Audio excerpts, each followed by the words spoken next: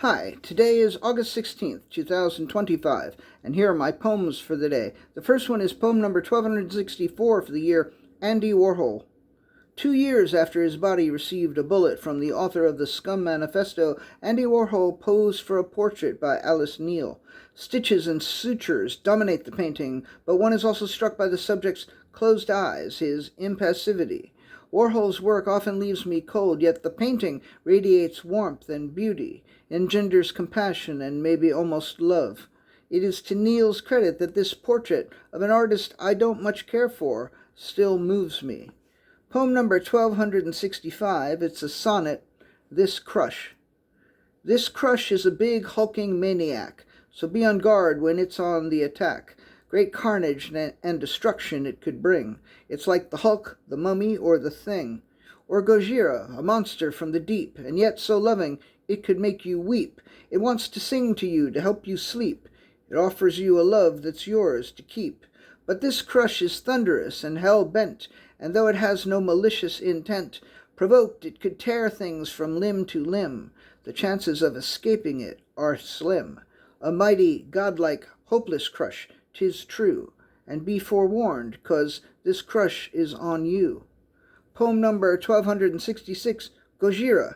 If you didn't know that Gojira was the Japanese name for Godzilla, and you looked up Gojira, you would find the band Gojira, who were originally called Godzilla until Toho, the Japanese company that owns the rights to the Godzilla name, forced the band to change it, but for some reason permitted them to change it to Gojira. I am going to call it a win for the band, as Gojira is a much cooler name than Godzilla. I'd be much more likely to listen to Gojira than Godzilla, but this is not to say that I will be listening to Gojira any time soon. Poem number 1267, Play. She got his game but didn't want to play. He got her game but had no time to play. And so, although they both had games to play, the play remained unstaged. They didn't play. Poem number 1268, A Desire.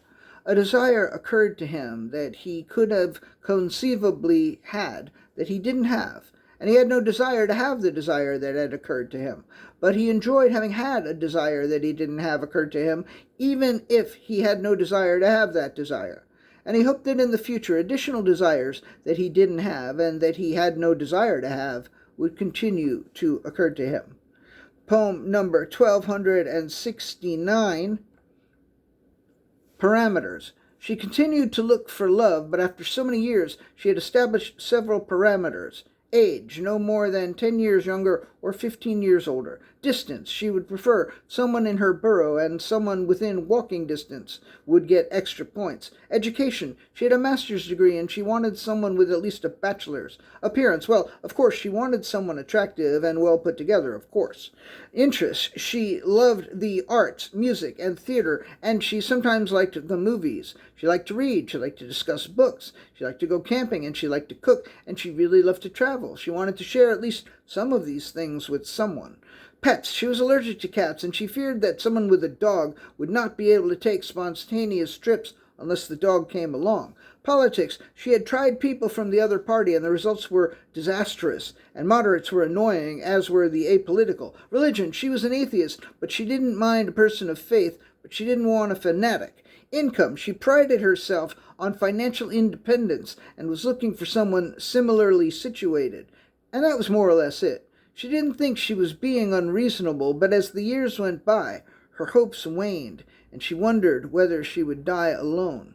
And the last poem of the day, poem number 1270, Glad. The sun glows as it rises. The day reveals its surprises. The minutes pass with glee. I'm glad you're here with me. All right, that's it. Thank you. I appreciate you.